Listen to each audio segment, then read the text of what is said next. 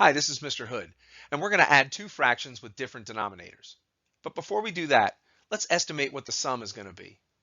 7/8 is roughly about 1 whole. And actually 4/5 is pretty close to 1 whole as well. So if we take about 1 and add it to about 1, we should get an answer of about 2. So let's just keep that in the back of our mind. Okay, now to add the actual fractions. To find the sum of 7/8 and 4/5, we're going to have to find the least common denominator. In order to do that, we're going to have to find the multiples of both of our denominators, 8 and 5. And here they are, really slowly. All right, I can't wait anymore.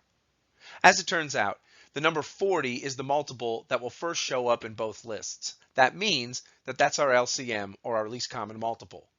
That also means that 40 is going to be the new denominator of our two new fractions. Now, to find the new numerators, we have to take a look at the fractions themselves. On the top, to get from 8 to 40, we multiplied by 5. So what we multiply the bottom by, we have to multiply the top by the same thing. So that means our new numerator up top is going to be 35. Now on the bottom, we went from 5 times 8 to get to 40. So that means we need to multiply the numerator by 8 as well. That's right. Our new numerator is 32. So because we now have the common denominators we now know the denominator of our answer is going to be 40. And now we just have to add the numerators.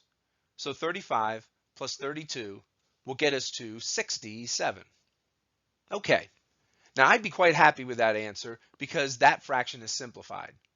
However, if you were being asked to change it to a mixed number, here's what you do. What you do is you figure out how many times does 40 go into 67. That means we're going to put 67 in the house, and we're going to put 40 on the outside.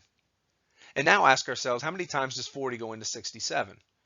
Well, it goes in once with a remainder of 27. So what that means is that 67/40 equals 1 whole and 27 over 40. So, is that pretty close to our estimate? Well, 1 and 27/40 is relatively close to 2 whole, and that's what we thought our final sum was going to be, so I count it correct.